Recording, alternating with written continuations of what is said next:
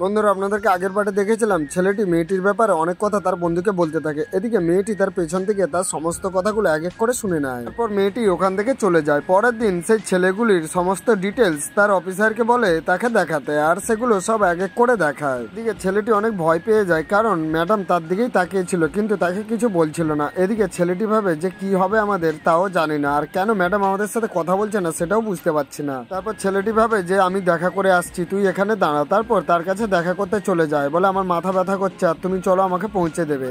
তাকে একটি কফি শপে ম্যাডামটিকে নিয়ে যায়, আর সেখানে ছেলেটির সাথে কথা বলতে থাকে, কিন্তু ছেলেটি সে কি বলবে বুঝতে পারছিল না। এদিকে ম্যাডামটি তার দিকে একদৃষ্টি তাকিয়ে থাকে, আর সে কিভাবে কথা বলবে তাকে সেটাও বুঝতে পারছিল না। লাস্টে মেয়েটি তাকে বলে, একদিন তুমি আমাকে নিয়ে কি আলোচনা করছিলে সেগুলো আমাকে বলো।